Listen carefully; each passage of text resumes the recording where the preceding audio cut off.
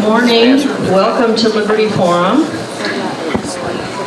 We are sponsored by Eagle Forum. I am Barbara Petty, Vice Chairman, and Kathy Young is our Chairman. We welcome all of you in attendance today. Special welcome to our United States Senate candidates on the stand, and our Utah Attorney General candidates will be coming a little later. A special welcome also to Rob Axson, who is the Utah State Republican Party Chairman, who will be the moderator for the Senate, and Gail Ruzicka, who will be the moderator for the Attorney General discussion. I think it would be good if all of you moved as close as you could. This theater is pretty big and there's plenty of seats. We want you to be able to hear. We thank you all for attendance, especially the delegates. And we will now have an opening prayer by Vince Newmeyer.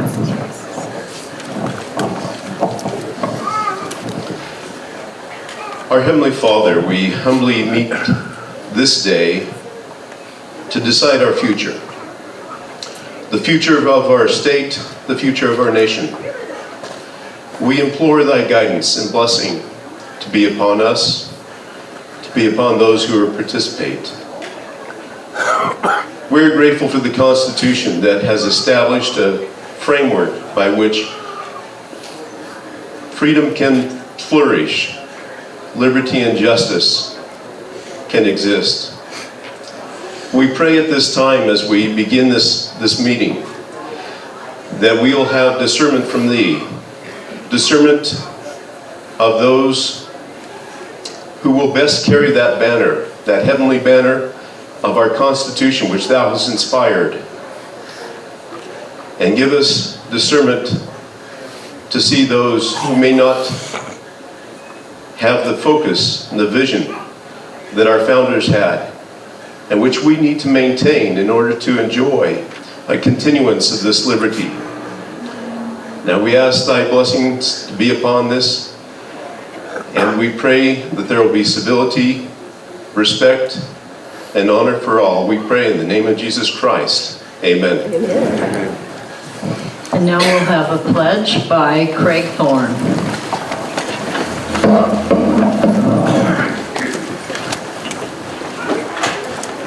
I pledge allegiance to the flag of the United States of America and to the republic for which it stands, one nation under God, indivisible, with liberty and justice for all. I now turn the meeting over to Rob Axson, who's the moderator.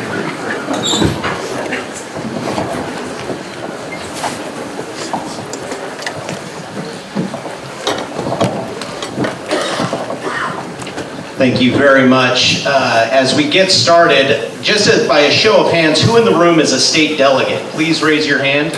Oh, that's fantastic. Well, kudos to all of you, state delegates, both in attendance here in the room and those that are watching it through the streaming services. We appreciate all of our state delegates. We have 4,030 state delegates across the entire state of Utah. And all of these candidates up at the front of the room can tell you, you delegates have been doing a fantastic job of keeping them on their toes, earning their time, and also earning their respect as you engage with questions and ideas and share the topics that are most important to you in your respective communities. So on behalf of the State Republican Party, just know how much we appreciate your willingness to serve as state delegates for a 2-year term and to engage in this process. It's a significant process that we benefit here in Utah from, of having these ideas. Again, 29 counties across the state, there's different issues that are important to different communities, while of course having general issues that are applicable to the entire state and the entire country, and it's important to get that nuanced perspective of all of those. So thank you again, state delegates. Also, there's a gentleman who was in the race who dropped out, Clark White. I'm sure many of you have met Clark or heard from him as state delegates. His wife unfortunately passed away a couple of days ago, and that necessitated his need to step away from the race.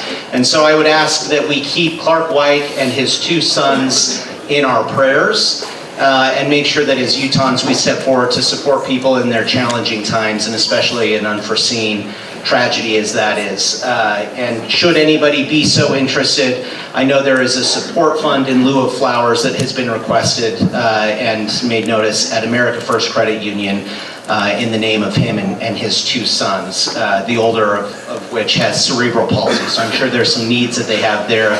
But beyond that, of course, I am a big believer in the power of prayer. I am personally a believer, as I know many of you, if not most of you are, in the power of a being and a supreme being who loves us, who is our Father in heaven and cares about us, and will bless and support Clark in this challenging time. So now moving on to the purpose of our being here today. It's these wonderful candidates and their commitment to our state and commitment to our party, and most importantly, commitment to our country. They each have a wealth of experience and ideas that you have been able to get to know and to see. Because of that, we have decided to forego introductory statements and closing statements. We are just going to be doing questions today. And we are starting at the position closest to me, so we will be starting with Brad Wilson, and we'll be making our way down. Every candidate will have the opportunity to answer every question. So we will work our way down, and then the second question will be asked by the second person, so on and so forth. They'll be, or it's not asked, but they will be answering the question first. So Brad, to you first with our first question, and the question is, would you get rid of the Patriot Act? Why or why not?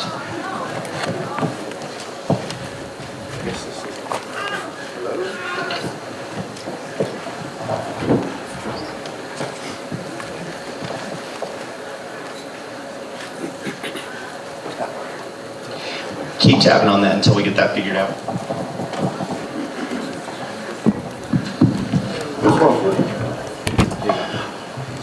And real quick while he figures this out, I forgot to mention, right here on the front row is Judy. Judy, do you mind raising your hand for everybody? So candidates, do you all see Judy right there in the center of the front row? She will be the one who is giving you the time card. So each question and each candidate will have 1 minute to answer your question. You will have a 30-second mark, and then at the 1 minute mark, there will be a stop sign and a lovely chime, I'm told, that will be played, and it will signify to you that it's time to wrap up. I will allow you to wrap up your thought in 1 or 2 brief sentences, but we won't have time to go beyond that.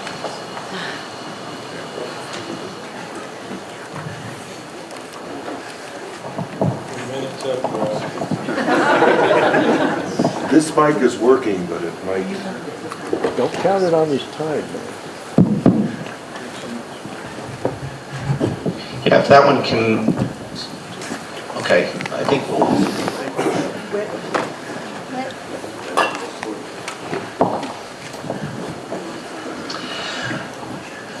And Brad, again, so your time has not started, don't worry. I'll ask the question one more time. So this first question for all candidates is, would you get rid of the Patriot Act? Why or why not? Well, first of all, that works. That's amazing. So, first of all, thank you, Gail. Thank you, everyone, for putting this together. It's great to be back here. It seems like we were just here a few weeks ago doing something like this, right? And appreciate all of you that are state delegates. I know it's a big sacrifice. I know it's a lot of work, but it's really important work. So thank you very much. In terms of the Patriot Act, in terms of FISA, which is going to be discussed over the next week or two, we all understand the value and the importance of the Constitution. It's to protect us from a federal government that's intrusive, a federal government that, wow, that goes fast, a federal government that has the ability to wade in and do things and cause difficulty in our lives. And I think both with the Patriot Act and the discussion that's happening this month, there are problematic elements to both. And we know that the federal government at times is spying on American citizens. These types of things are not acceptable. I hope Congress does the right thing next week and doesn't renew FISA the way that it is currently outlined. Wow, that's a minute? All right, thank you. Thank you, Brad. And Brian is not here, so we will immediately go on to Jason. Hi, yes. Thank you, Gail, and thank you for all the delegates and everyone in attendance and for the forum for putting this together. I agree with Brad in that the Constitution is pretty clear, and the overriding principles of the Constitution that made it work is it provides life, liberty, property, and it gives us freedom. The Patriot Act, in the ways that it infringes upon that, becomes unconstitutional and un-American. And with things like FISA 702, it becomes, quite frankly, fascist. Those that aren't familiar with FISA 702, it's saying that as information is gathered, as you're looking at people who are not American and who are people of interest that we need to be protected from, as we're gathering information on them, if we incidentally gather information on Americans, that it can be used. And that's even without a warrant from a judge. So that is against everything that we believe as Americans. FISA 702 should not be renewed in its current form. And it's because it's un-American. So we need to be following the Constitution. That's our safe harbor. Thank you. Carolyn. I agree with everything, including the thanks to all of you for being delegates and being here. It's clear we saw this during the Trump election, right? That we had spying that was taking place by the previous administration on Trump's people, or by, excuse me, not the previous administration, but by the administrative state that is has been referred to as a deep state. It wasn't that many years ago when I thought that was hyperbole. It is not hyperbole, clearly. And we know that through FISA, this very thing was occurring where people could be targeted, American citizens could be targeted, and we literally had members of Trump's team who were specifically being targeted through this type of authorization. We have the Constitution for a reason. I served a mission in a country that was just released from the totalitarian hold of the Soviet government. It is clear what happens in those situations, and if we do not understand the principle, we will not push back when it is violated just a little. And we are to a place now where those principles that protect us constitutionally are being violated on every level. Brent. Hi. This is just another example of a government program that starts out with good intentions and ends poorly. The intentions, of course, initially were to be able to protect the homeland after 9/11. We needed that, and there are a lot of things that are happening in homeland security that are important. But they established these FISA courts, and a lot of you may not know, but we actually had one of our federal district court judges here who sat on the FISA court by designation. He's since passed away, but I remember talking to him about that, because they're secret courts. They're not like our regular courts where you have an adversarial system where someone can represent the other side and make sure that there are fair things happening. And not surprisingly, virtually every subpoena, every permission to wiretap, to do those kind of things was accepted and allowed. We can't have that in America, and so we go from having a good program that was going to protect the homeland to one that started to spy on us and to affect our personal rights, and that needs to stop. Trent. Well, thank you all for putting this on, and definitely to all the state delegates. I'm so grateful for you and for your service. As Rob mentioned, it's a 2-year commitment, and as a convention-only candidate, I have also pledged that I want this to survive past convention. For these 2 years, be engaged in monthly town halls, and I am 100% committed to that. I think it's going to strengthen our caucus convention system. As with respect to the Patriot Act, absolutely would repeal it. I think its implementation and authorization of FISA back in 2008 have been incredibly problematic. Fourth Amendment issues for sure. I mean, we need to be secure in our papers, persons, and effects, and the impact that we have with respect to warrantless searches, it's very, very concerning. I mean, what was most concerning to me is to see our great Senator Mike Lee in an oversight committee speaking with Christopher Wray of the FBI. And he sat there just with a smirk on his face. He said, we've got examples of over 200,000 times where you have conducted warrantless spying of Americans, sir. What is your process? And he wouldn't even say. So we've got to get rid of, we got to get rid of this. We got to have bureaucrats that are actually accountable to the folks that we, the people, elect. Chandler. Usually I like the word patriot, and usually lately it's the Democrats who get a little bit up in arms when we say something like patriot. But in this case, yeah, government always has the tendency to creep, grow. So what started out as a good thing to protect us against foreign nations has now been abused to become something that can be used for our own government to violate our constitutional rights. That's why I'm running to make sure that we push back against an expanding federal government. We really need the power to stay at a local level, because it's at a local level where we know what our problems are, we know what solutions are most effective. I'm running from a rural area, Orangeville, which is down by Price, if you know it. It's a great small town. And in that space, I saw a headline recently that said that the rural voice is the biggest threat to American democracy. That's not a statement I agree with. I think the biggest threat to American democracy is a socialist agenda that moves us more and more toward the government doing more and more for us, taking more and more from us to do it, and infringing on our constitutional rights. Jeremy. Thank you. Well, the Patriot Act was a response to the attack on 9/11. And that response, unfortunately, was to create more bureaucracy. They created the Homeland Security, which oversees a bunch of other agencies, and it made us a less lean fighting machine against our enemies. It also created a system where we have to take our shoes off and stand in line like sheep going through a pen to get on an airplane. In Israel, they don't do that. They figure the airline companies are most motivated to protect themselves from acts of terror, and it works better. They tested the system we have in America, and people are able to get through it pretty much at will. But we go through the theater of making us feel safer and line up and give us our liberties. The FISA court is also greatly misused.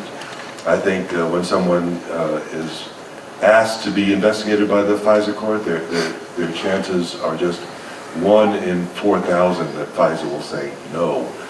So it's greatly abused, and I just want to see less government rather than more, leaner government rather than an inefficient, fat government like me. Thank you. Josh. Well, I'll say to start, I'm a little disturbed to hear news of one of our fellow candidates having lost his wife in the last week. I don't know what happened there, but gosh, that's hard news to hear right before answering these questions. But I think that some of the other candidates have made some great points already on this, that unreasonable search and seizure, unwarranted search. We've had some problems in our executive branch in the last couple of years. It's been subjective. We've had some bias in some of our agencies, and I think it needs to be investigated.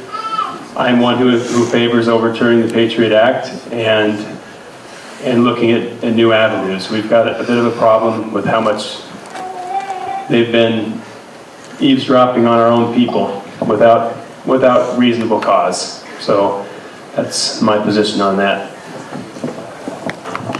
Thank you, candidates. So we will move to the second question. I've been told that Brian is on his way. We will let him jump in as soon as he gets here, but we will not go backwards to let him answer questions that he doesn't have or what he wasn't here for. So we're going to be going to you, Jason, for this next question.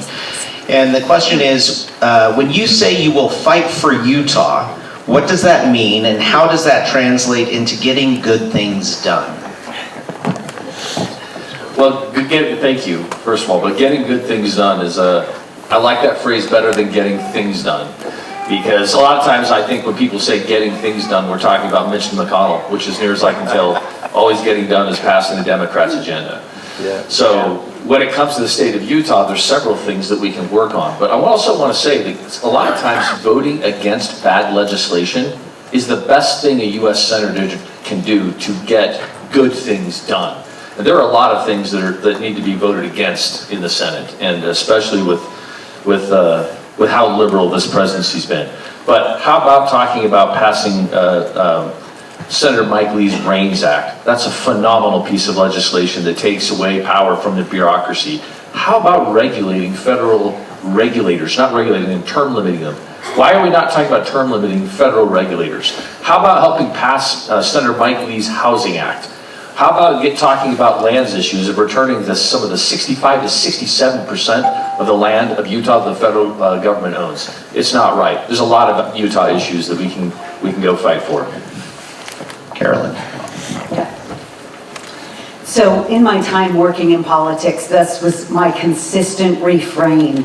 And now it has become this because the numbers have changed. We are $34.5 trillion worth of getting things done debt. And it's time to stop that. We need, exactly as this question alludes to, we need to be getting the right things done, which are the difficult things. Because we are so distracted in the raiding of the treasury that is the bread and circuses that are keeping the people calm and fat and happy. I don't mean to point it to you, Jeremy, but you said it. And that truly, that has become a distraction from the important things and the difficult things. And that has created a situation where we've given the people we elect an excuse to not do those difficult things that really are the urgent things. My entire life we've talked about, ask the question, how long can we kick the can down the road? We have kicked it to the end of the road. It is a dead end. There's a cliff on the other side, and we have 1 foot hanging over the side of the cliff. So it is things like massive reform. I have no time for the details. You know, getting things done depends on the thing that's getting done. There are things like the border that we can shut that down immediately. There are things like our budget problems, which we can stop excessive spending immediately. But I noticed the Eagle Forum is one of the co-sponsors of this. Sometimes getting things good done take a long time, and it takes winning the hearts, minds, and souls of people. That's one of the things I've learned. Many of you have learned that I spent many years as a director of the Federalist Society. We saw a problem when I got out of law school with judges who were out of control doing what they called equity and not actually interpreting laws as required in the Constitution. So that wasn't a get things done, just like the Eagle Forum could be done overnight. That was a get things done that I spent 36 years working when I was working for President Reagan, President Bush, and also on my own, working through the Federal Society to change the judiciary and get us to where we now are with a 6-3 majority on the Supreme Court. Sometimes getting things done is being dogged, being conservative, doing it for a long time to make sure things actually change. I appreciate the question. Getting the right things done is the most important thing we can do. And what is that? I mean, we've got to close the border. Number one, it's going to have a huge impact for Utahns. I see over 150,000 active cases that ICE is working here within just our own state. That's incredibly problematic and disruptive to the state. We've got to stop printing money. We've got to go ahead and balance the budget. Those things are going to have huge, enormous impacts to Utahns. We need to unleash energy dominance, and ensure that we get back to where we were under President Trump, less than $2 a gallon gasoline. With those two things, with lowering the cost of energy and stop printing money, guess what? Inflation isn't going to be roaring its ugly head the way it has been, where it's costing an extra $9,000, $10,000 for average Utah families. And these are things that we can get done, but it's going to take people that are America first and are constitutional conservatives. That's why when Senator Tommy Tuberville was out here endorsing my candidacy, he said, look, Trent supports President Trump. He's going to join our executive steering committee. That's only 18 right now. That's the problem. We got to have the majority within our own caucus, because we can't just elect people with R's next to their name. They've got to be America first, constitutional conservatives. They're going to go ahead and move this agenda forward.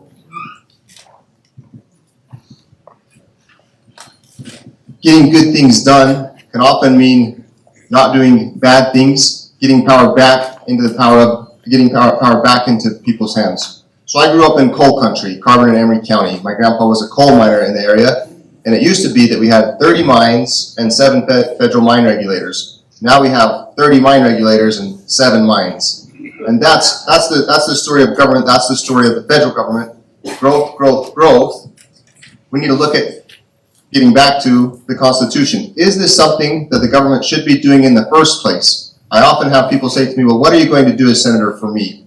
And my response, very candid, is as little as possible according to the Constitution.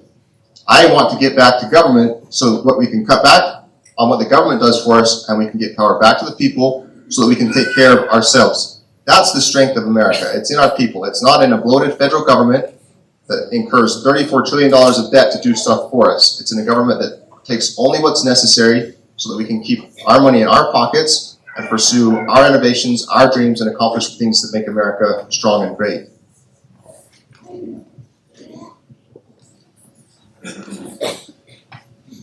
Well, my approach is a bit different from the other candidates. I think we need to restore the Constitution so it functions as originally intended. Amen.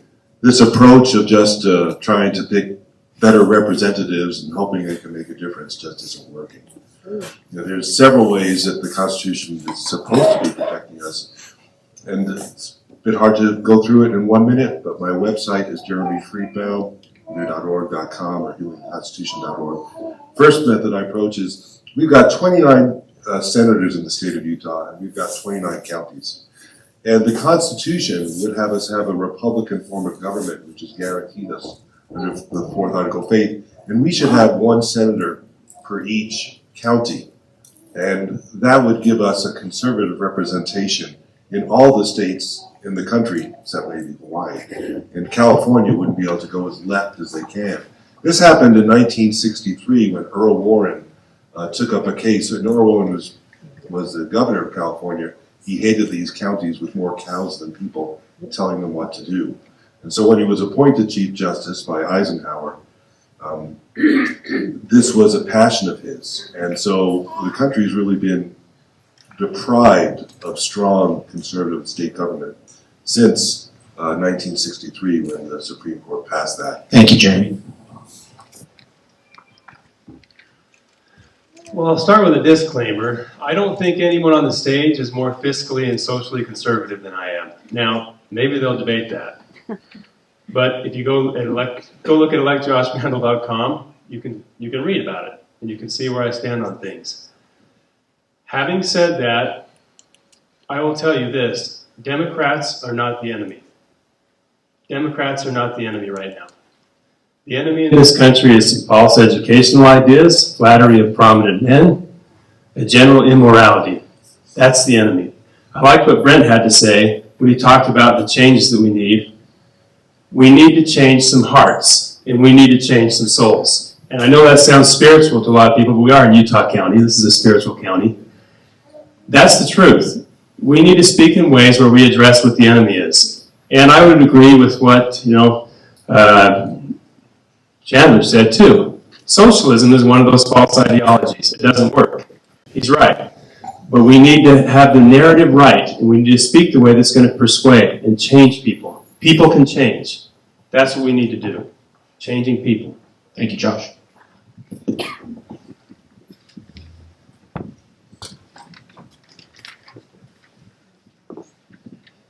For the last year, I've been working on this Senate campaign in one form or fashion. And one of the things that's been very clear to me as I've traveled around the state is Utahns want, they deserve, and they need to have a conservative that's going to go back to Washington and fight to get good things done.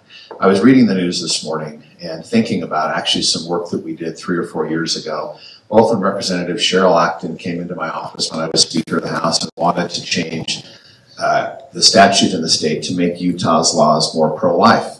And then shortly thereafter, McKay and Lisenby came in and wanted to pass some legislation to also make laws in Utah more pro-life. And before I got into the legislature, I actually served on a board of directors that helped with preventing abortions and preventing child abuse.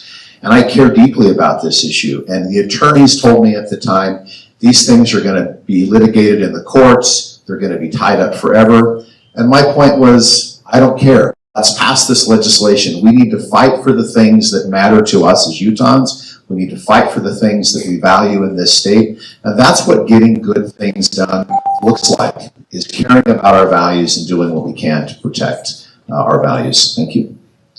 Thank you. So for this next question, we'll start with Carolyn. And the question is, and again, this is the same question for all of you. The question is, what makes you better equipped than any other candidate running to actually change Washington? Okay. Wow. All right. I will tell you the work that I've done, both for Senator Lee and when I worked for the Utah House Majority under Greg Hughes, makes clear the work that I have done on deeply conservative, constitutionally based policy allows me to understand these issues from a constitutional basis better than anybody else running in this race. I will also say that My expertise is a mother who has raised 5 boys reasonably successfully. I think there are a lot of times we learn in dealing with these relationships in families that we have to figure out and understand how to negotiate different opinions without compromising on principle and what the absolute most important goal is. And that is what I have spent my entire life doing, both in my home in the 20 years that I was home raising my boys and in my work in politics. Perfect timing. That is the skill that I bring. I'm very different than every other candidate in this race because I've worked in all 3 branches of the federal government. I worked in the Congress.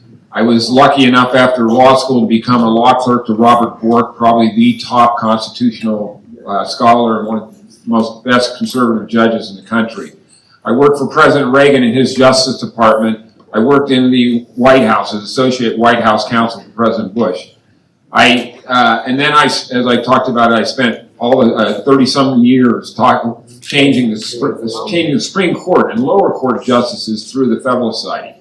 Nobody in this race has that type of experiences. I've had 2 presidents who have trusted me with this, and I've spent my entire life, even as a practicing lawyer, representing individuals and large companies in important cases and advocating for them.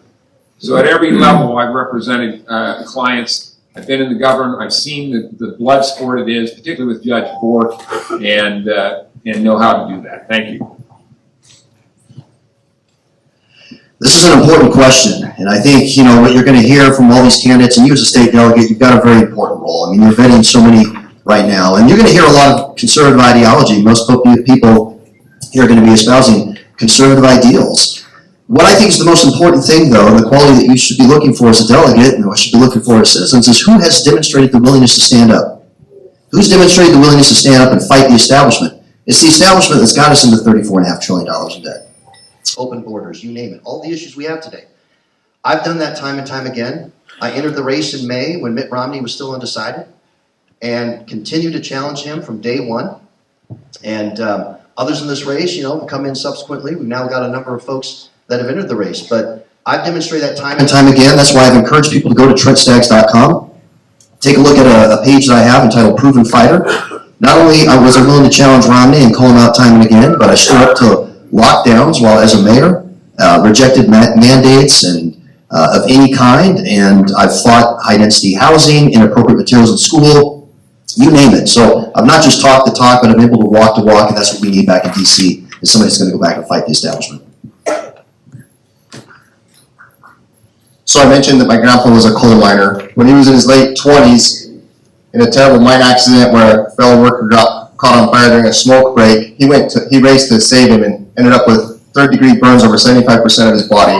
And he said, we need good men and women in our coal mines, but I don't want you to be one of them. So he said, go get all the education you can and get a good job. From BYU, where I graduated top of my class, I went to Harvard Law School and got a law degree. I also went to Oxford and got a master's in history. I followed my grandpa's advice. I went and got all the education I could. If you look at DC, you see a consistent formula. You see young senators with good credentials make big impacts for their states.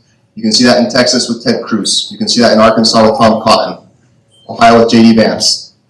I'm an option for Utah, offering that strong academic credentials that are respected and mean something in DC, but not going into it straight from school. I got real life experience to supplement my book smarts. 10 years ago, I started a company that supports children's literacy. That lets me do this not as a career, but as an opportunity to promote Utah's values.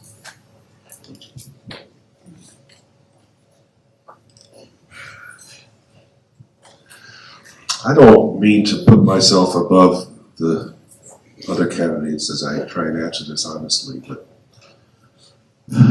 I try and seek the will of God in everything I do. I try and work in humility when that's called for, and in boldness when that's called for. And God has worked several miracles in my life, daily miracles. I think when you think of George Washington kneeling down by his horse in prayer, coming up with a strategy to just keep the army alive, suffer loss after loss after loss until he's able to pull off a victory that the world thought was impossible. This is the way I live my life. You have to avoid temptation in the richest club on earth, which is the U.S. Senate. I don't care about big mansions. I don't care about new houses. I care about what I meet my maker, being judged for my actions. I want those same patriots that have revealed themselves to Wilford Rutherford in the St. George Temple to give me a handshake and say thank you for trying to restore what we began.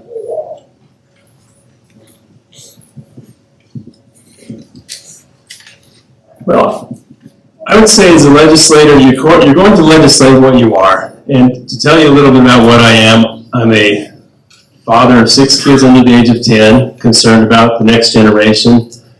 I am a CPA. For my living, what I do is an audit manager right now for the Trust Lands Administration, which some of you might have concerns about how trust lands are administered and what we do with those lands. But I look at laws, I look at contracts, I look at leases, I look at the details, and then I'm looking for financial ramifications in hundreds of pages of law. It's different. I know it's different work. It's a lot of work that people don't want to do in a different form than we were in. I asked how many people wanted to be a CPA. People don't want it. It's not the funnest work sometimes in a lot of people's minds.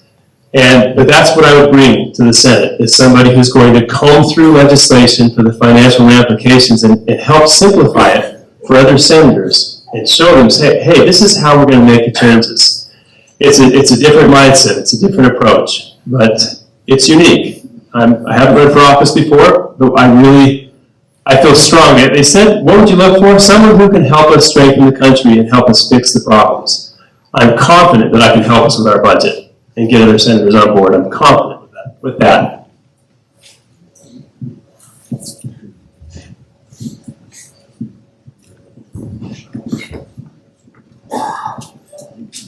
You know, we all know that the stakes are really, really high in this election this year. And I think we all know that it's very risky to elect someone that's unproven.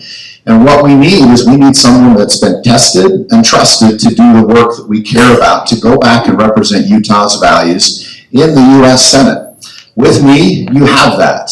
Whether it's the biggest tax cuts in the history of the state, keeping government small and taxes low, or calling the legislature into special session in June of 2020 to make DEI and CRT illegal in terms of having those issues taught in our schools. Or whether it's taking on the EPA and suing the EPA to keep Utah's power plants open so your power rates didn't double and you didn't have to worry about brownouts and blackouts. We have to elect someone that has been through the fire, that we know can do the work and know can go back to Washington and represent this amazing state. Thanks.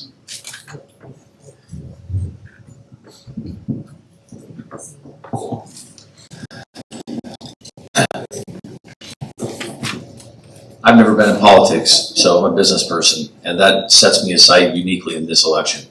And I firmly, and I can't say this strong enough, with the problems that I see happening in America right now, a politician is not the answer. We need more business people. We need business leaders exactly like Donald Trump. Now, when I've met with senators like Senator Mike Lee, Senator Ted Cruz, and others, they ask the same questions you delegates do, which is, how do we know how you're going to vote when you actually get in Washington and the establishment starts putting the pressure on you? So I have lived a life where I'm not going to go into it, I have suffered unspeakable hardships in my personal life, many. I started a business out of my garage, and with no outside investors, I built it into one of the largest pest control companies in the country. That's hard. It's hard. When I entered this race, I ran television ads and radio ads all up and down the state calling against Mitch McConnell. Even when my own campaign staff said, don't do that, he'll put millions of dollars against you in your own Republican primary. I did it to show you delegates and everyone in Utah that I will stand up. And I'm not just talking about it, I will stand up, and I have. And I'll keep doing it in Washington. Thank you very much. So this next question, we'll start with you, Brent. And the question is, what do you see as the greatest danger with regard to the central bank digital currency? Do you think it should be allowed? Why or why not? That's a good question. as we all know, we're getting more into the electronic age, and I serve on a bank board, and I know that none of the banking can happen now without electronic transactions. But where we're getting now is where we're worried about the safeguards, whether or not we're keeping up with the technology in a sense that all of us are going to be protected. I worry, like I think you do every night, that every transaction that you have in your bank account can go away with just the flick of a switch. We know that Putin and Russia are hacking into our, potentially our elections and everything about our banking. We know that China is doing the same thing. We're in a constant onslaught. And unless we stay vigilant, as we grow through this electronic economy, we're going to be in trouble. And one of the things we need to protect, of course, is our personal identities as well as our incomes.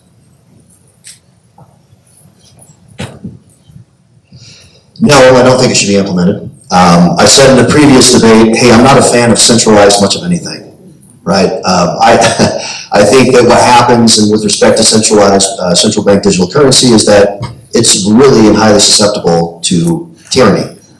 And to the question earlier about the Patriot Act and FISA, we've seen this government actually abuse its power and authority. And I don't want to give any more of that. That's what our founders understood. And they understood, that's why they developed a system called federalism that we're not doing a great job at right now. And I think that's where somebody with my experience, both in the business sector,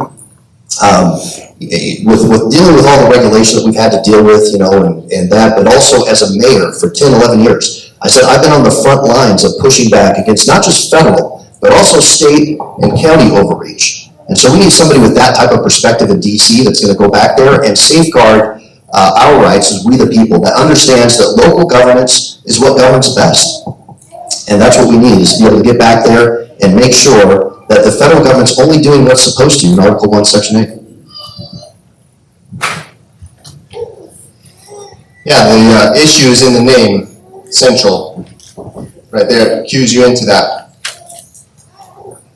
We are so far from the gold standard, which is where we started as a nation. Then we went to silver. Now we're way off silver. Now we're $34 trillion in debt. Imagine the nightmare when we just aren't even printing anything and it's just all digital. It just continues us on that path of easy money, and that's been the federal government's approach. A few of us up here have had experience in business. The first thing they'll tell you at the BYU Business School is business is a cycle. The economy is a cycle, and we keep delaying the constriction part. And it's hard. No president wants to oversee a recession. But it comes at a great expense, kicking the can down the road, printing more money. If you look right now at how many $100 bills are in circulation, it will terrify you. The solution for the Fed is to print, to control the interest rates, to keep the economy strong so the president doesn't look bad. And that comes at a great expense to us as we pile up $34 trillion of debt. Thank you. Full disclosure, I'm an authorized partner with a company called Goldback. If you haven't seen a Goldback, go to goldback.com. They're bills that are infused with gold in the middle of two plastic sheets. They have 1/1000th of an ounce of gold in one Goldback and more in the others. It's a great thing. It's technology that allows us to use gold and silver. As the founders anticipated, as the writers of the Constitution said, really our only job should be securing the weights and measures of our currency. We should get rid of the Fed and put real gold in everybody's pocket. Not just gold, other precious metals. And so that's the solution. Well, being the last person to answer it, just about. Am I the last person to answer this? No, okay. After some of the answers are already given, I feel like I'm redundant now, but I mean, the worry of central digital banking currency is whatever the priorities of the people are who hold the levers of that bank. I mean, it's kind of like the Federal Reserve, and which I would tell you I would decentralize or decommission from some of its mandates. We've got a real problem, and we're all watching the market to see what the Federal Reserve is going to do with interest rates. Think about how much they're manipulating our economy and how much problems they're causing volatility. I think of these truckers up in Canada I don't know all the ins and outs of this story, but the government getting in and freezing their assets, not allowing them to get in their accounts because the social priorities of their government aren't being met. I mean, that's central digital banking currency. It's written all over that. I mean, there's just no way. We can't watch that happen. We can't have the social priorities of the people in power determining how we use our bank accounts. I mean, Rob the Harvest is out the window. Capitalism, out the window. It's scary that we're even thinking about it.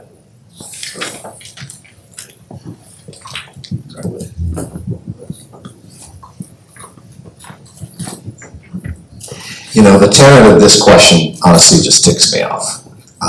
We live in a time right now, the answer isn't no, excuse my language, but it's hell no. And I'll tell you why. We live in a time when there is so much power concentrated with so few individuals in Washington, D.C., that they have the power to create chaos in our economy, chaos in our lives. And the last thing we need is another tool to be used to weaponize our government against us. And I know that sounds maybe like it's a little conspiratorial, but I actually believe we live in a time when that's not terribly far-fetched.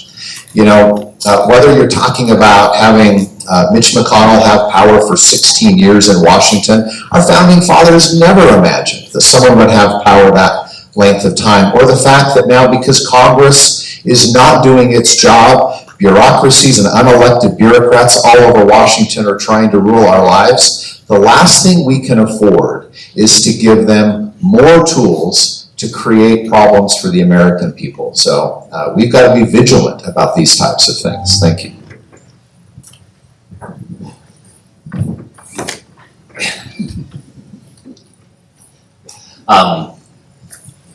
When's the last time a centralized anything worked well? So why don't you please share with me one centralized system that we've done that isn't corrupt? You show me a federal agency, especially all these unconstitutional, bureaucratic, I call them the three-letter agencies that make me want to say four-letter words. You show me the one that isn't corrupt, that hasn't been corrupted.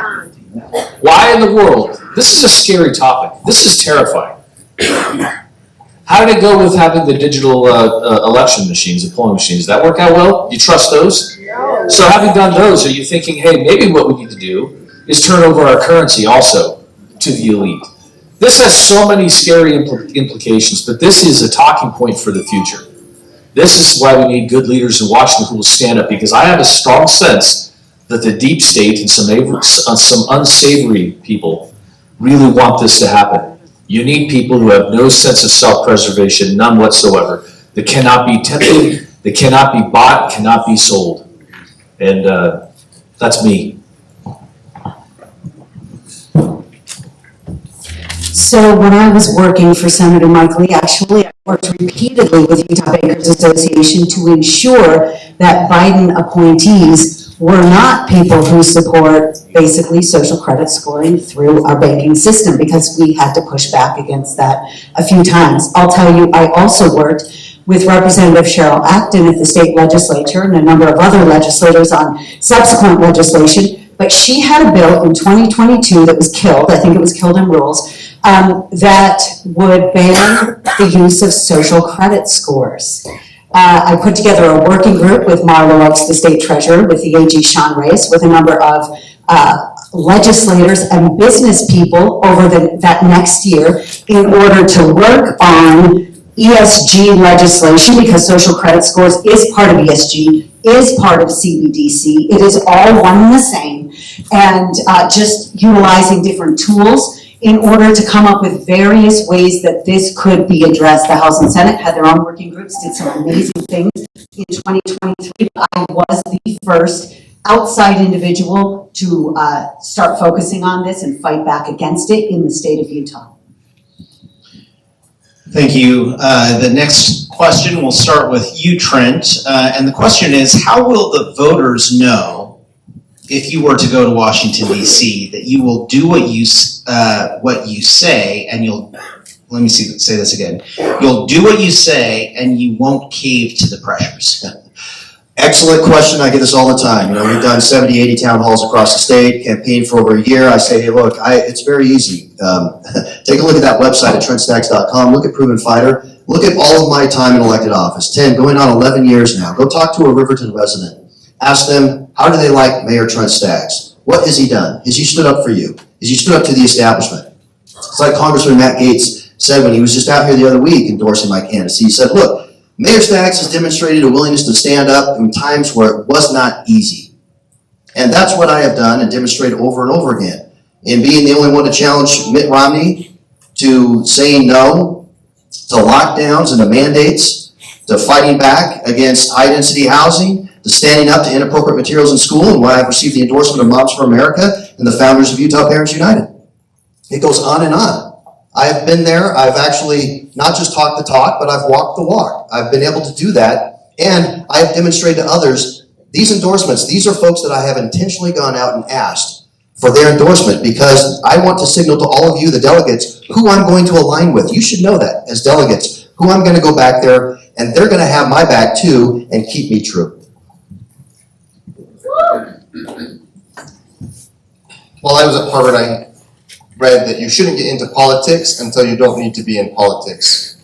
And I certainly had classmates who went straight on, that path from law school into staffing positions and then into political positions. But I didn't want to do this as a career.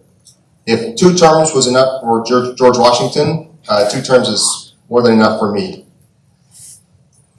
I wanted to go out and be able to do this after I had the chance to prove myself to myself and to others. So for me, I feel like I've had the chance to live the American dream, to be the grandson of a coal miner, to study at some of the best institutions in the world, to live in great cities, great experiences, and then to start my own company and move back to my hometown where I'm raising my 4 young kids with my wife. I don't have anything to go to prove to anyone there. All I want to do is preserve the American dream for our posterity, for our kids. And that's why cutting back on the size of our federal government is crucial. At Oxford, I had the chance to see other nations that sometimes the liberals point to. Denmark, those Scandinavian countries, and say, well, we should follow that model. Well, I've seen it, and I like what we have here better. I know that it's what's been key to our success so far and is the key to our future. You might not know. You might be deceived. A lot of people are spending a lot of money to deceive you. I would suggest that you do your best to investigate each candidate, to ask which one is most likely to resist the temptations of office. Because a lot of people are getting very rich and powerful. I wonder why people spend millions of dollars to get a job that pays a small part of that. You might want to see how close they are to defending the Constitution, how it looks like they live a covenant life with the Constitution, trying to be true to it. And so my advice is that you do all you can, this is advice of scriptures, and pray about it. And until you get a firm answer, that you surrender your will of the vote to the Lord's desire. I believe that's possible, and I hope that's what we all do, including myself as a delegate. Well, for me, it's the principles that you stand for. It's the person you are. And kind of what Jeremy said. I mean, it's who you are. It's a moral imperative for me. I will tell you, I'm not going to vote for deficit spending. I'm not going to vote for debt ceiling suspensions. That's an accounting side of me. It's also that I have to budget and support a family of 6 little kids. But it's not part of my fabric. Along with that, I mean, there are different things. The Respect for Marriage Act, I wouldn't have voted for it. I talk about faith, family, and fiscal discipline. This is who I am. This is the core of my life. This is the core of what I consider to be our founding fathers' lives, frankly, in our Constitution. Faith, family, fiscal discipline. It's just, you get what you vote for, no question. But those are commitments that I make to you. I would meet with you in town halls. I'll be available. If you reach out now at electjoshrandall.com, I will respond. I'll send back a response to your email. If you're a delegate who's, by raise of hands, who's reached out that I haven't got back with? One person? You talk to me afterwards. I will get back with you if I haven't. Brianna, make a note of that. Thank you.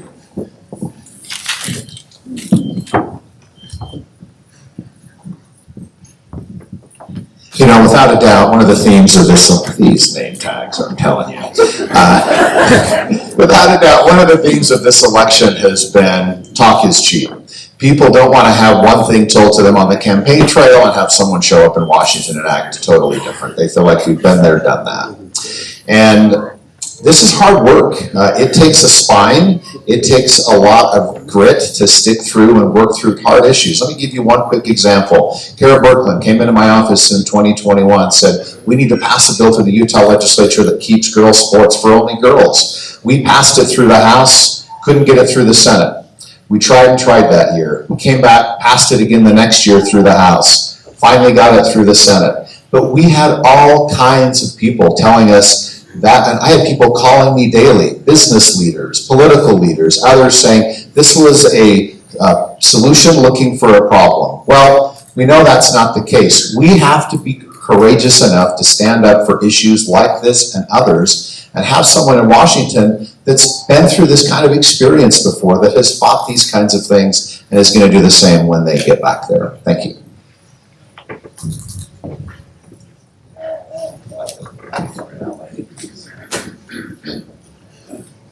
I have a saying, the way you do anything is the way you do everything. I know a lot of people here were planning to run for the U.S. Senate for a long time. I wasn't.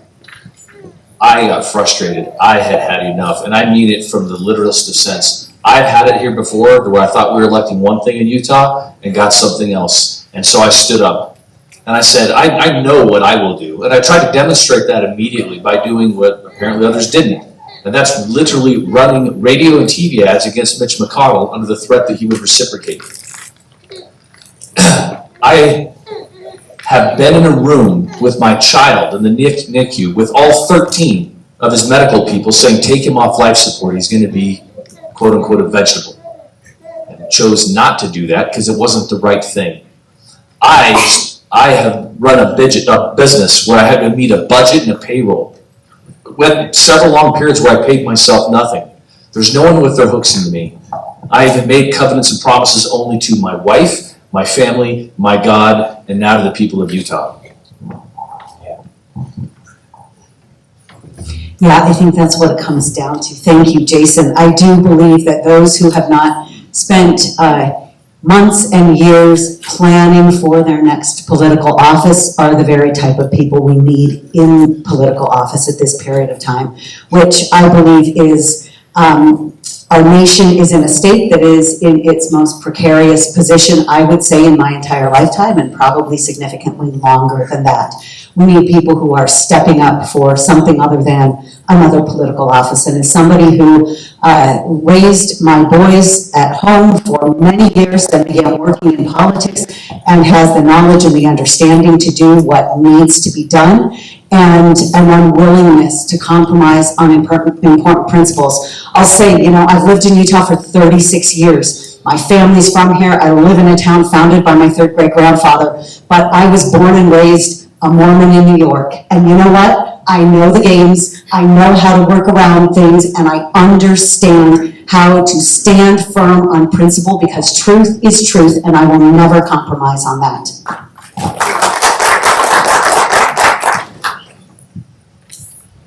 I've never changed. When I worked for Judge Bork, we fought to bring constitutional principles to every decision we fought for. When I worked for President Reagan, we fought for tort reform. We fought for what we called Reaganomics. Some people call it supply-side economics. Tell me if that doesn't sound like what we should be fighting for today. Reduce taxes, free trade, and reduce government regulations. I fought behind the scenes for no glory for years, 30 plus years. And I've got names: Justice Scalia, Justice Alito, Justice Thomas, Justice Amy Coney Barrett. You know, these are not small things. A lot of the people on the stage today are talking about ideals and what they'll do. I've been there. I've done it for years. I've done it behind the scenes. I've never changed. I know how it's done. And to be in the game, you have to know how to play the game. Thank you. That was perfect, right? Okay, for this next question, we'll be starting with you, Chandler. And the question is, if elected senator, what specifically would you do to push back on the federal government's overreach on public lands here in Utah? Well, we have a terrible situation in Utah, and this dates back to really to Teddy Roosevelt. I mean, a lot of people admire Teddy Roosevelt instituting the national parks, but sometimes he's the epitome of this mindset that liberal elites in other parts of the country know what's best for us in our part of the country. So you set up the national parks, and then and I'm not knocking on the national parks, but I am knocking on this attitude of a liberal base on the coast, on the East Coast, who think they know best for us what we should do here in our state. And that started at that time with setting aside wide swaths of land in America that tie up our resources, that shut down our minds, that restrict our energy independence and our ability to be energy independent. So as a senator, I would be looking to free up our lands to get control back to the state where we know what's best use for our resources, to open our minds, to get our power independence again, and be able to make good use of the resources that we have here in our state. I'd cozy up to President Trump and ask him to have an experiment and give Utah back all its federal lands. Yes. And see how that works. I've already sort of cozied up to President Trump, but not because I wanted to, but because I thought it was the right thing. I introduced a petition to the city of Provo to rename the Provo airport the Melania Trump Airport in Provo. I'd just use whatever charm and innovation I could to get this to be done. It would be a top priority. What are you laughing at? Okay, thank you. Keep us away, dear. Well, I believe in the principle that government is best administered close to the people, and that certainly applies with lands here in Utah. It's amazing to me that for whatever reason, some of these states that were territories and gained statehood so late have still remained largely federal land. And for me, I mean, I work at SCERA, or Trust Lands Administration, and I guess a lot of my dealings there makes me biased, but I really feel like Utahns know how to do things well. We have a very shrewd and very smart people that make good decisions. And I'll tell you, I think part of it is just, we have to make some negotiations, but I'm all for bringing as much of it back to Utah as we can. I agree with Jeremy. Give it to Utah. Let us make use of it. Let us make revenue of it. We're wasting a lot of land. The Trust Lands Administration is big into the idea of we can't waste the land. We've got to make use of it. Whether it's oil and gas drilling, whether it's potash, whether it's whatever it is, there's so many things that we can do. We can't waste it. And we need to be clear in articulating that to the federal government and say, hey, this isn't good for you, and it's really not good for Utah.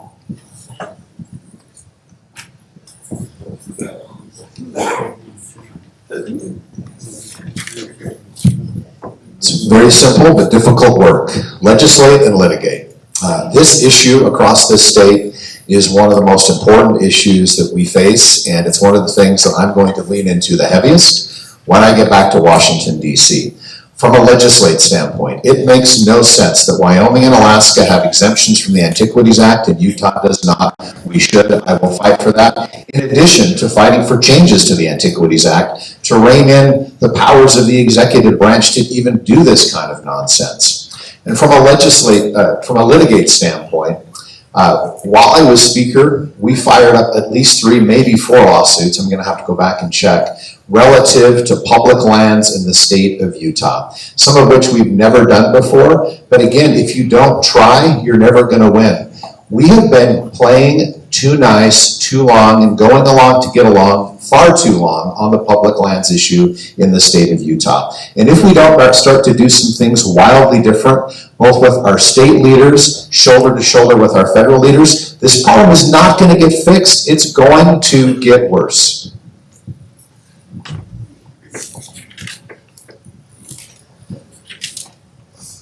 What's happening is offensive. New York Texas, Kansas, Maine. These are states where the federal government owns less than, how much do you think? 2%. Less than 2% of the land. And yet the East Coast elitists come to us and say, now that we have all of our land, we think we need to control yours. That's offensive. I'm from Monticello down in the San Juan area. So when they implemented the Bears Ears, Big Brother saying, you know what, you don't know how to be responsible stewards to the land. We're going to go ahead and do it for you. So we need to stand up and be clear. Where did this start? It started with the Enablement Act when the state was organized in 1894, 1896, where the state, they were supposed to sell the land back to us. And then they passed FLTMA, I think in 1976, which reversed that, said, you know what? We're going to do it to everyone in the East, but you in the West, we want to control your land. We're not going to sell it back. It's not right. I want to support that Senator Mike Lee's Houses Act, which says give us the federal land at least right now, immediately, that's around our cities so we can board affordable housing. I like Senator Mike Lee's More PILT Act that says let's have the Secretary of Interior go back and really assess how much the land's actually worth to double or triple those PILT payments. How about suing and litigating for lost economic rents? There's a lot of things that we can do, and what we don't really want is their money. We want them to give us the land, and we have several avenues to do that. I cannot wait to fight to get Utah's land back. Yes, so we have got to get rid of the Antiquities Act.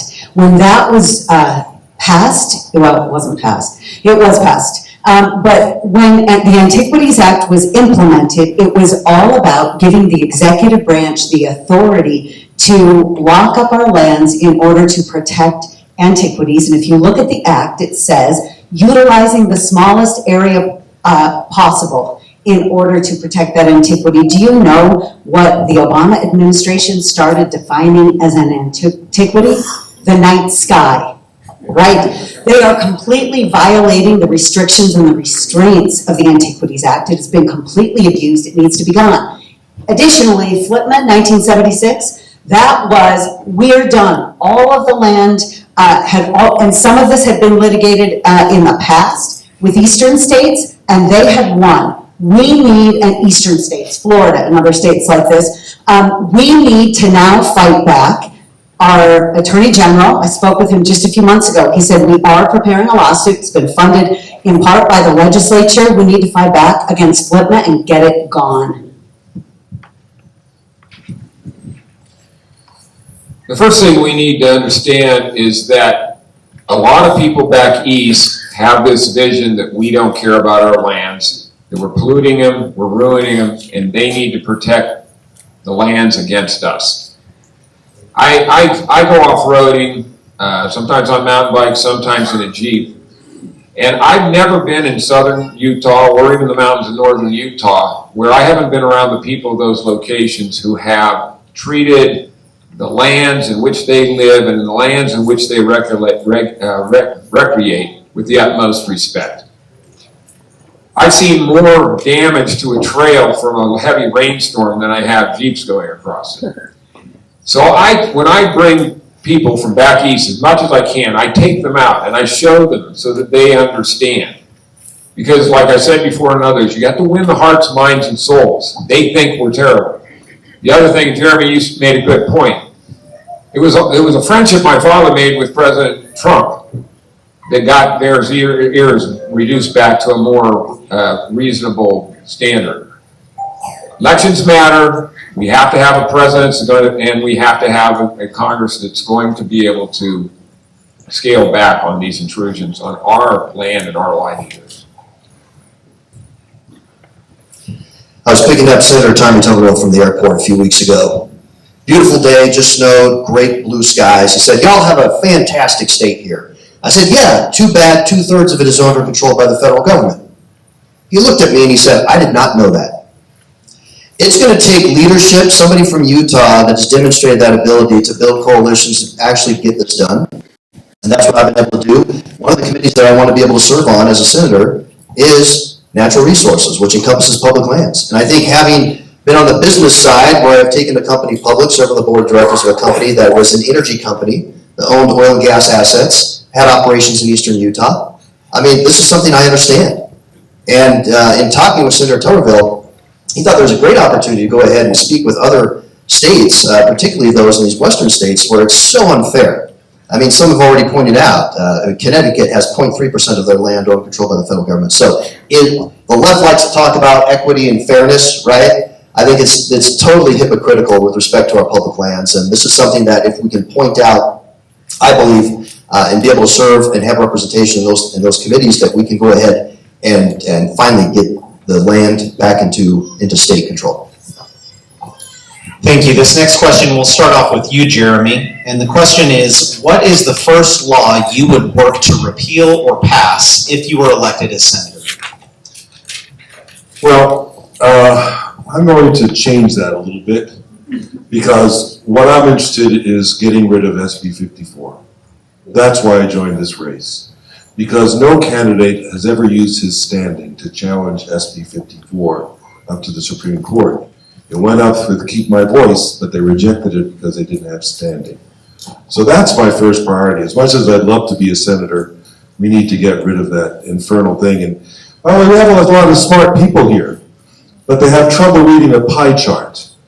When you have a two-way race, the more constitutional conservative Republican wins in the primary.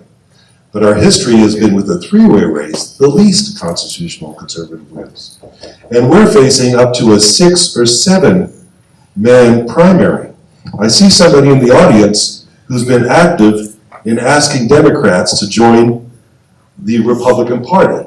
You saw them infiltrate us in our caucuses, and it's going to be worse in our primary. And they're going to have a 30 or 40% block voting for the least conservative candidate. I won't mention his name here because he's not here to defend himself. However,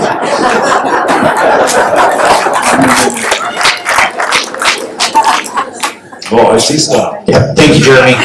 Josh. I don't know how to respond to that answer. I'll tell you, the first thing I would look to repeal, in 2019 we passed a bill called the Federal Fair Employee Compensation Act, and this is something I've talked with other people on the stage a little bit about, but I'm convinced that this is crucial. It guarantees back pay for furloughed federal employees who don't go to work during shutdowns, and this is something that makes us a little different. Different approaches by people up on this stage. But I'm one who says, and I would also push for a 15 to 25% pay reduction mandatory during a shutdown for our discretionary federal employees.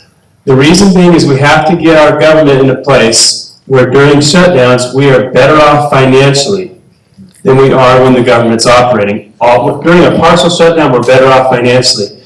We have way too much infighting in the Republican Party every year in October when the appropriations deadlines come up.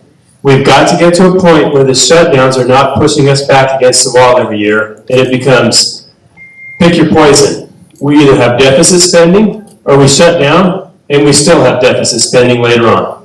That's got to stop. This is key. This is key to fixing our budget problems. Absolutely key.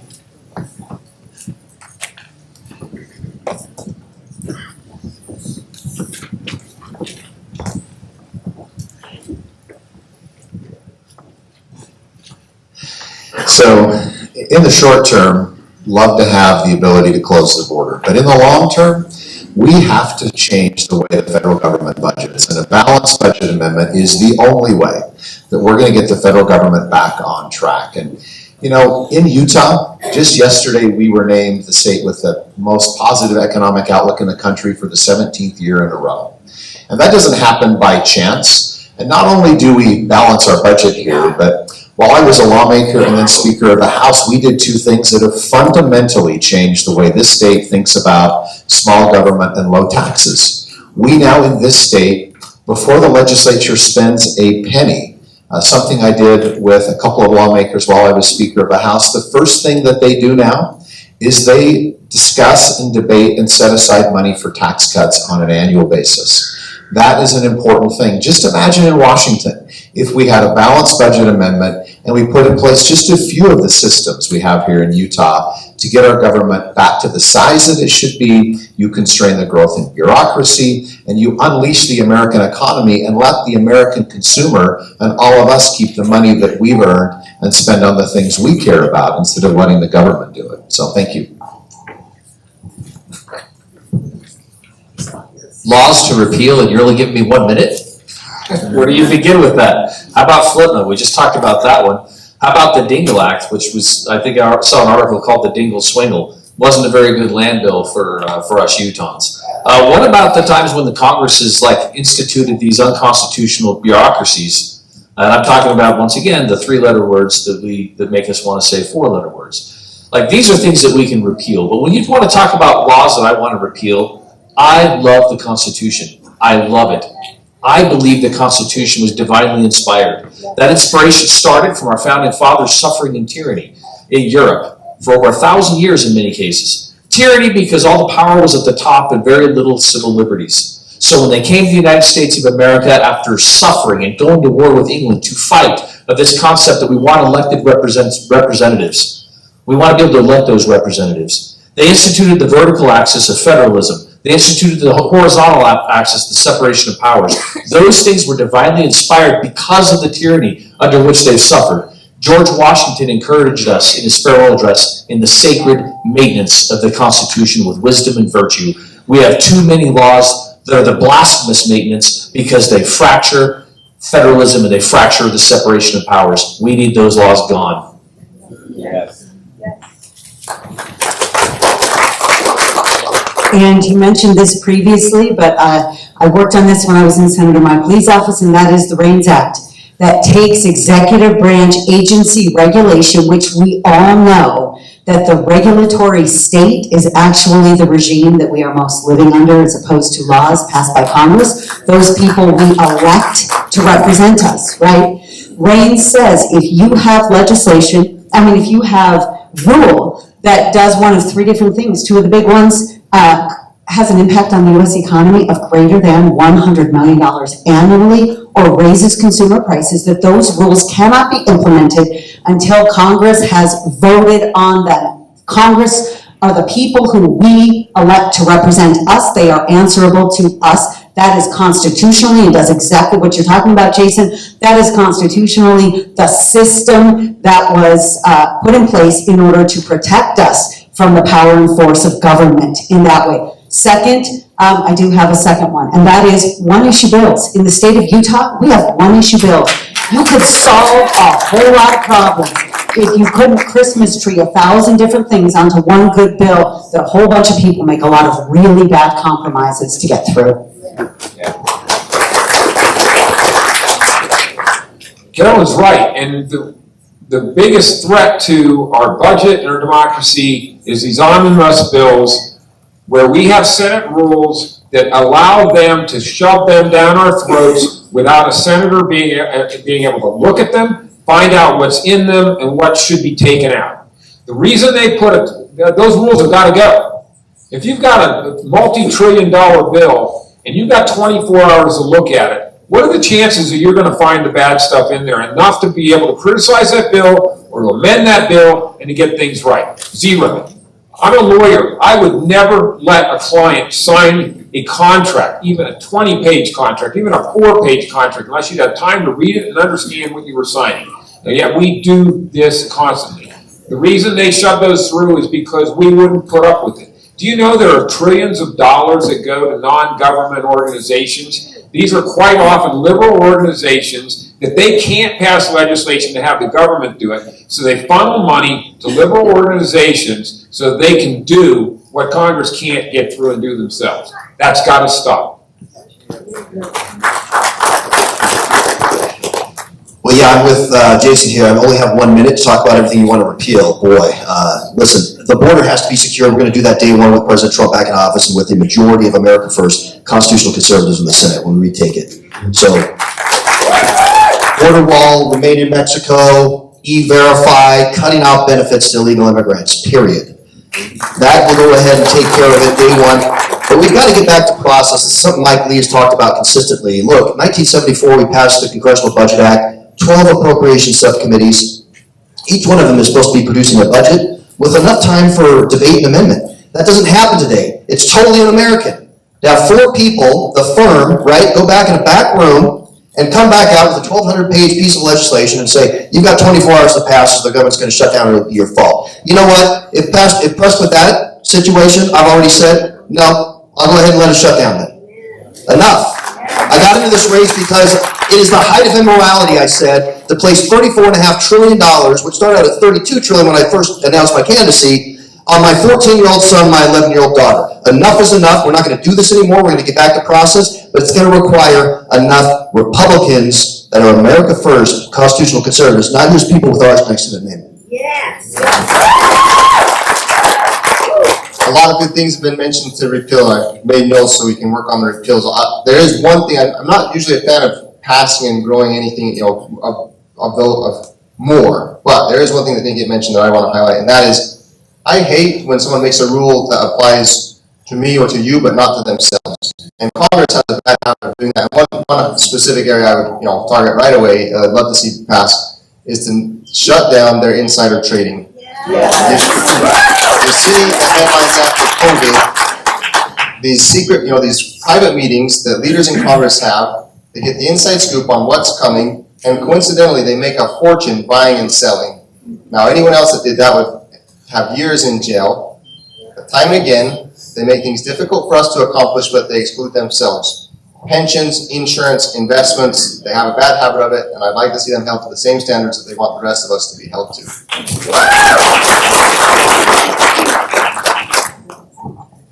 Okay, so I'm going to make an executive decision on something. There's a short video that John Curtis has provided that we are going to play, but I want you guys, since you are here, to have the final word. And so we're going to do the video briefly. Okay, don't shoot the messenger. Don't shoot the messenger. No. Hold up, just a second.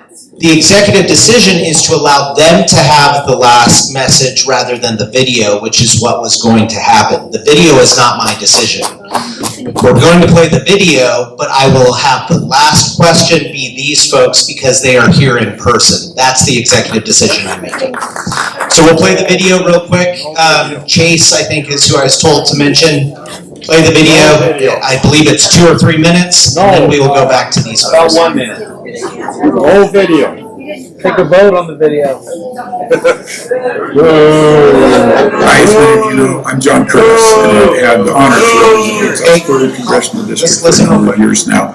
And to be with all of you and represent you in Washington, D.C., and I want you to know that's been a highlight for me, the relationships we've been able to develop, the things we've been able to do together, especially in our pushback of the federal government.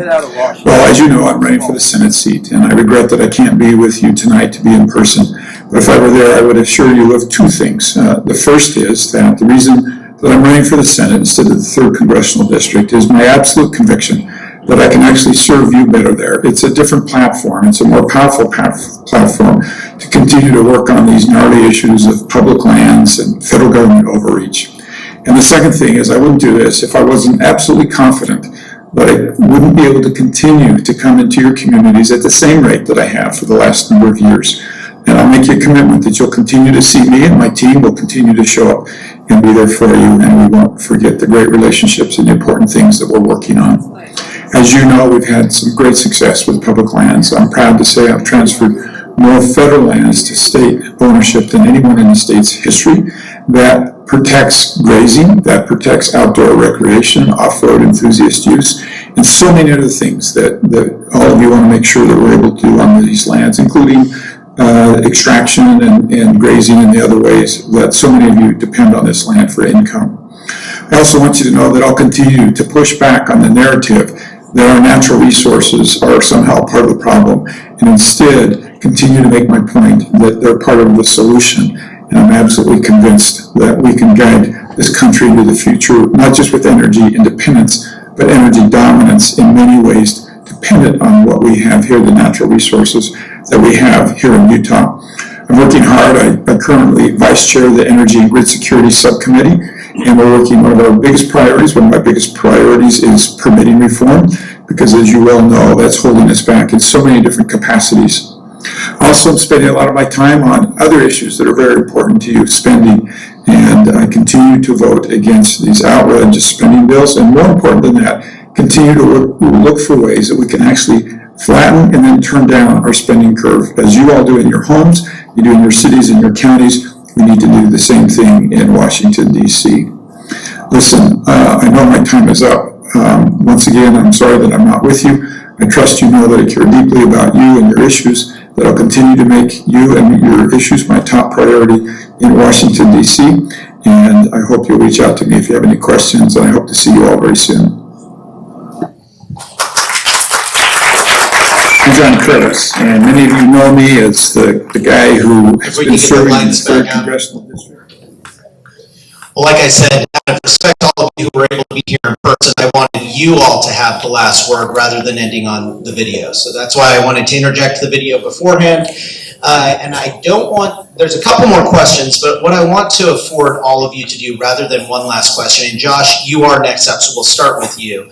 We're going to give you the entirety of your minute to talk about whatever issue is important to you. So it's your closing statements of sorts. What is something that you feel these delegates need to be aware of as they're making their consideration that should entice them to consider you as a candidate? And again, we'll start with you, Josh, and then back to Brad and on down the line. Well, we need some major changes right now. And it's not easy to make major changes. I guess what I would say is what makes me different is, I mean, as a CPA, obviously I'm focused on the budget, and I do believe that a lot of what we need to do right now in this country revolves around our problem living within our means in Congress. And I have a plan to do that. I have a plan specifically lined out how to privatize Social Security and privatize Medicare and move Medicaid and food stamps back to the states to eliminate and send everything else back to the states. I'm very much a constitutional candidate who believes in a defense, court system, post offices, and postal roads. Everything else you eliminate, you privatize, or you send back to the states. And I tell you, it's a different type of voice I have. I really believe in having someone on the Senate floor who can articulate well how to make those financial changes, constitutional changes, that are going to make the major cultural shift. It means we might lay off 1 to 1.5 million federal employees. I understand that's not an easy change, but I believe it. I believe we can do it. I'm one who will give my whole heart and soul for 12 years to doing that, to getting us that cultural change. We can do it. Thank you, Josh.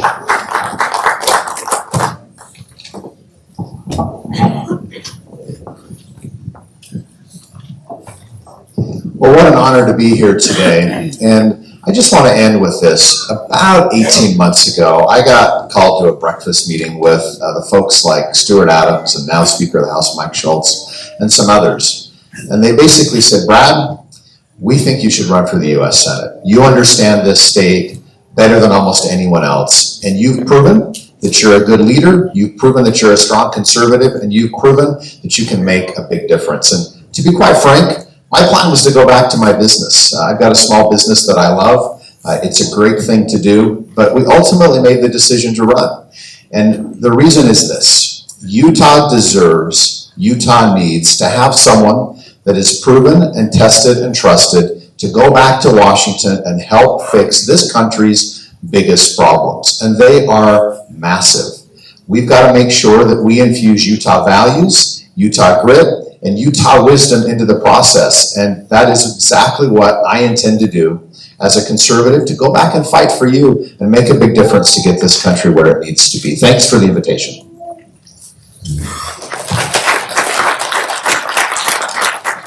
I'm here because I woke up one morning and I couldn't take it anymore, not one more day. I'm here because our bloated federal government has been violating and blaspheming the sacredness of our Constitution, and they are literally robbing and selling your and my grandchildren's birthrights, near as I can tell, to our enemies abroad. And it's not right. If we don't stand up now, where are we going to be in 5 years? Where are we going to be in 7 years? So we not have to have a balanced budget. We need to do it quickly. We need to do it immediately. Why? Why are career politicians constantly playing political games with my future, with your future, and with the future of your children? What are we leaving them? What are we leaving to our children, our grandchildren? This isn't a game. The border needs to be closed. It needs to be closed now. And catch and release, implement the stay in Mexico policy, and eliminate all incentives for people coming here to be first-class citizens instead of illegal immigrants. I want to thank you for being here today. I want to thank you for considering me, and I want to promise you, if you elect me to the U.S. Senate, you will be going to Washington with me. I will be going and doing and saying all the things that you wish were being said and done if you were there.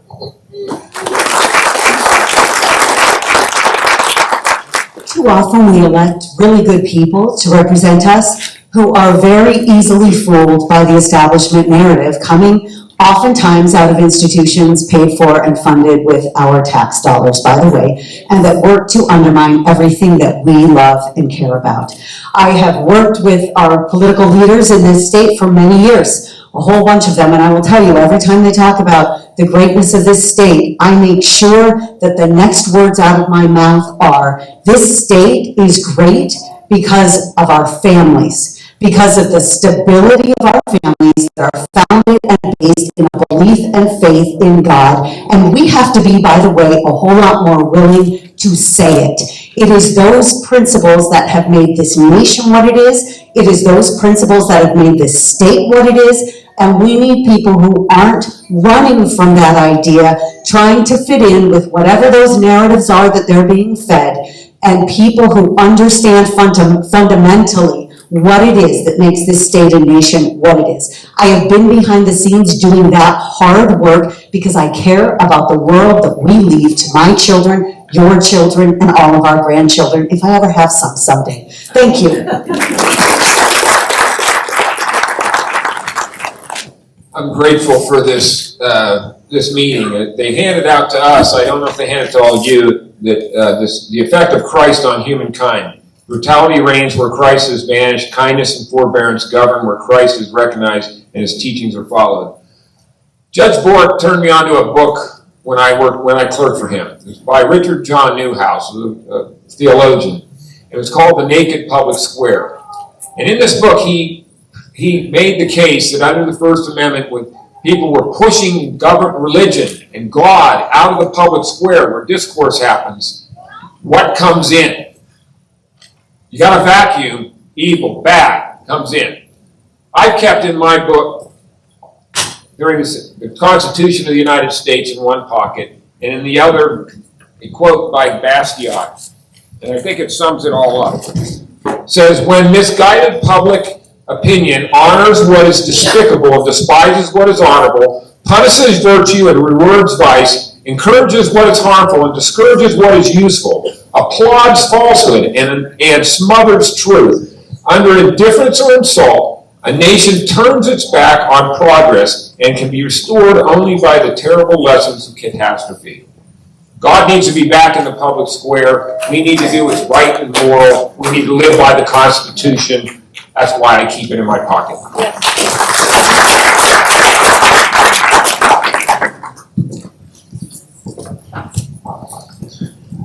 So Brian, you have 1 minute to share any remarks you'd like to share with the state delegates here.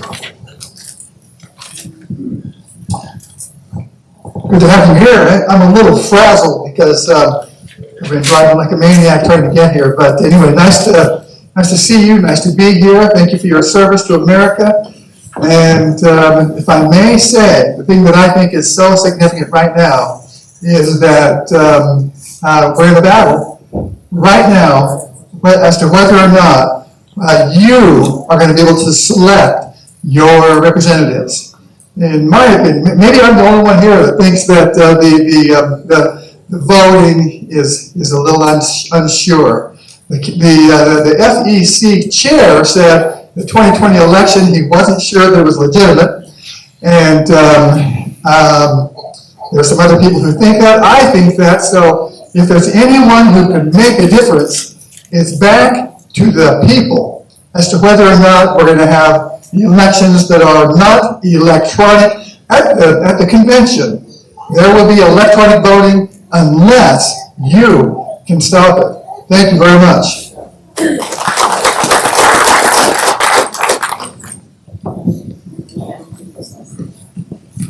If you asked me a year ago if I was running, no. Wasn't on my mind, not on the mind of my wife. But 5.5 years ago, Mitt Romney came here and he said, elect me as your next senator, I'm going to fight for you every day, balanced budget, end illegal immigration, stop federal spending overreach, confirm conservative justices. Not his record. I'd had enough. And then when I was asked to chair the Salt Lake County GOP organizing convention last March, every other member of the federal delegation shows up. Mitt Romney says, I'll yield my time.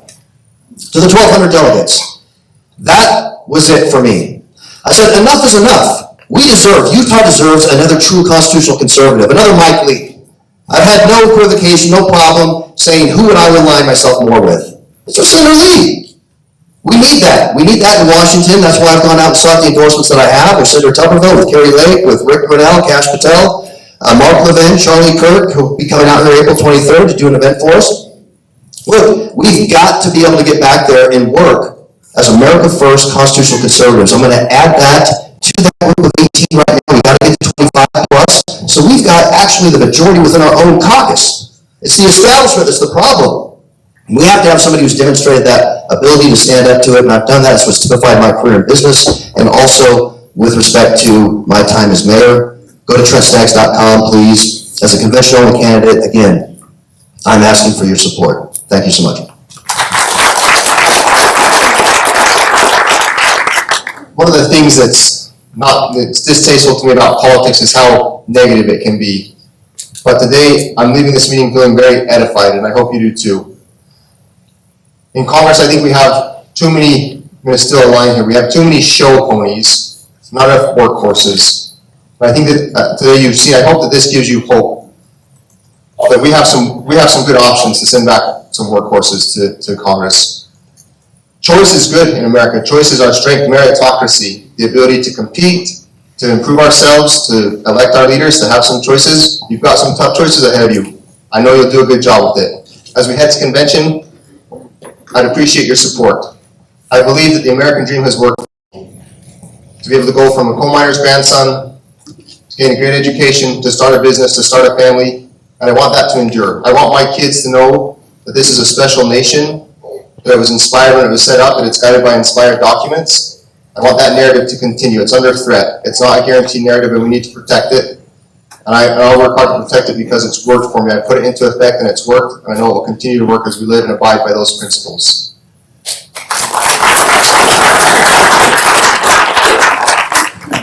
Well, we've been asked a lot of questions up here. I have a question for you. Is your vote for sale? So if you're considering how much I'm offering for your vote, is that why you didn't reply? I want you to reply firmly, as if you're being judged by God. Is your vote for sale? No, it's not. And, you know, SB 54 has been terrible. First, it kept us from keeping out a candidate that we no longer wanted to represent us, like Bob Bennett. That was his original intent. Second, it divided the votes. So the conservative vote is divided, and if it goes on like this, the least likely is to win. But the third one is it's put a financial barrier. I tried to convince Phil Ryman not to go with signature gathering, but he said, well, we made his decision as a team. And he tried to do it through volunteers, and guess what? It's impossible. Nobody who's ever gone through SB 54 has done it through volunteers. So I urge you not to vote for any people that will be in the primary anyhow, but to vote for convention-only candidates. You haven't heard much from me trying to get you to vote for me, because what I've been doing is talking to convention-only candidates to try and get them to join the movement, and half of them have. They said, we will take up SB 54 to the Supreme Court if you vote for us at convention. And we're facing dozens or half a dozen people instead of just one other opponent. So that's I urge you to do on April 27th. Thank you, Jeremy. So please join me in giving these folks a round of applause.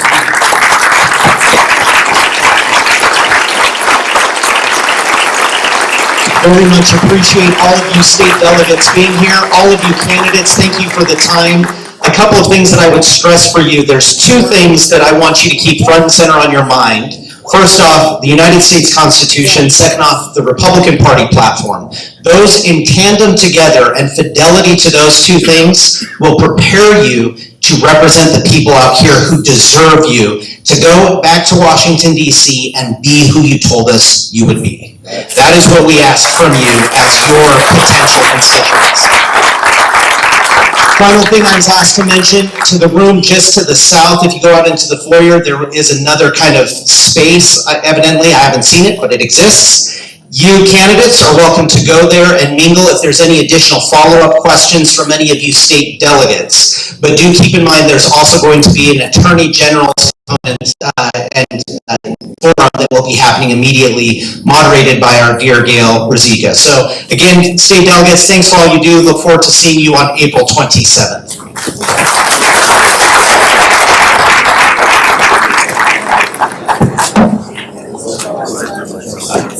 Yeah, good.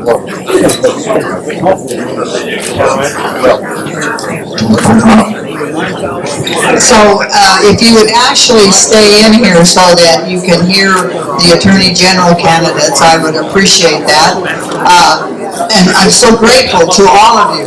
There are like 300 people here at 10 o'clock in the morning, plus all the people who are watching on Facebook Live right now. So we're gonna make a change here, and we ask that the Attorney General candidates please come forward and take place. And thank you to all of you. Thank you. All of you there should feel so great about this. Look at the choices that you have.